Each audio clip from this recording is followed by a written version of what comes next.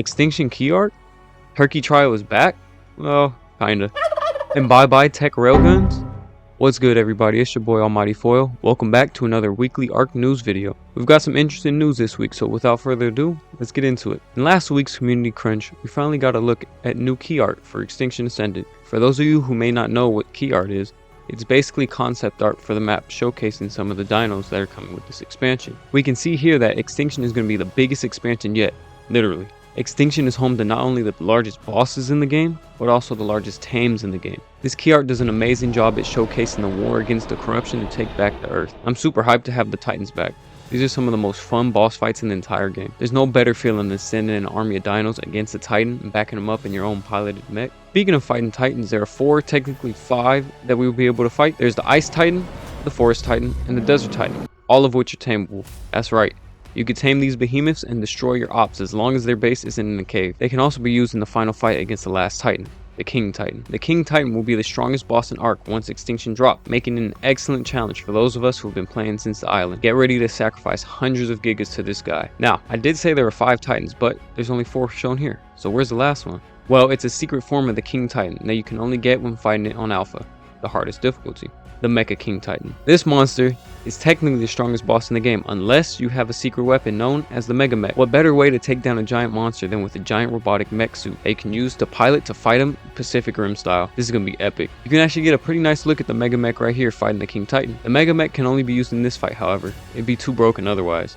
But there are smaller versions that you can use anywhere, and they have multiple attachments as well. Now onto some of the other new creatures featured in this key art. Let's start in the front with the Snow Owl, who's fighting a corrupted rock drain, which is essentially a zombie dino, but more on that in a future video. The Snow Owl is a fan favorite that you can use its icy powers to shield you and heal your dinos. These guys are essential and one of the best ways to help a dino recover to full health quickly. On the left side, we have the Mana Garmer, or Mana for short. It also has icy powers, but unlike the Snow Owl, it'll use its ice breath to freeze targets solid. Manas were one of the most OP tames the game has ever released. Then they got nerfed into the ground. But they're still pretty good, and will still be the fastest things on the ARC on release. Above the Mana, we have the Velonosaur, a very spiky boy. This guy acts like a mobile Gatling gun. It can shoot its armor-piercing quills to do massive damage until it runs out of stamina. Velos are amazing base defense dinos since they have a turret mode and become living turrets. These guys are the best turret mode dino in the game, so these guys are going to be game changing. There's a Rex here, which is cool and all, but everybody knows what they do, so on to the next dino, the gas bags. This chonker right here is going to be a good source of transporting lots of resources around the map. With insane carry weight, there's no better resource transporter on the map. They suck in oxygen to blow up like a balloon, then fart the gas out to take flight. And last but certainly not least, we have the Dreadnoughtus, who will be the newbie joining the squad. This thing will be your Titan fighter and wants all the smoke with Titans. I have a video going more in depth about this new Titan linked down below, or up here if I can figure out how to do it. I'll have a video going more in depth with all the returning content coming to Extinction soon, so be on the lookout for that. Before we move on to the next topic, however, let's compare it to the old ASE key art. They're pretty similar with just a few changes, but the old one does showcase the Enforcer, which is a craftable teleporting robot that you can use to help fend off waves of corrupted creatures. Up next, we have the Turkey Trial, which is one of ARC's smaller holiday events. And this year, it's even smaller. Last year, we got fall-themed dino colors and murder turkeys, which you could kill to get wishbones to craft Thanksgiving-themed cosmetics and chibis. But let's be real, most of the time, it's the turkeys killing you, because these things are cracked out for no reason. I've seen these turkeys 1v3 Rexes. That's crazy. But anyways, sounds like a fun event, right? Well, sorry to get your hopes up, but this year's event is strictly event colors and boosted rates from November 26th to December 10th. The event rates are official PvP and PvE, 2x harvesting, taming, experience and breeding, which it's a shame they don't do 3x events anymore. That was a nice little boost, but it's alright.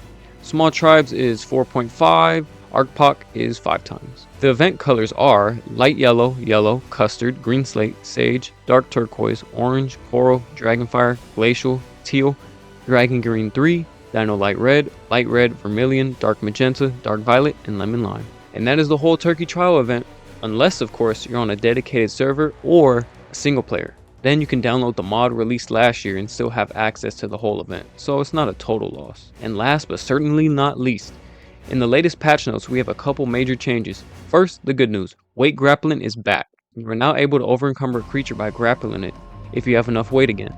A common practice for this is to stop soakers from being able to flee.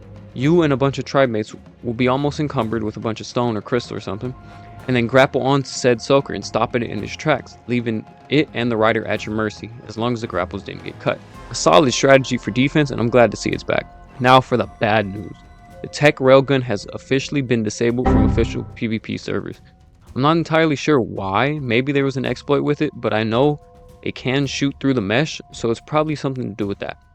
It's a cool weapon and it sucks that they disabled it for now, but thankfully they're saying it's temporarily disabled, so hopefully it'll come back with a few balance changes and be good to go. And yes, I know during the time of this filming they released another community crunch early, 2 days, or I thought it was on time this time, but they released one early.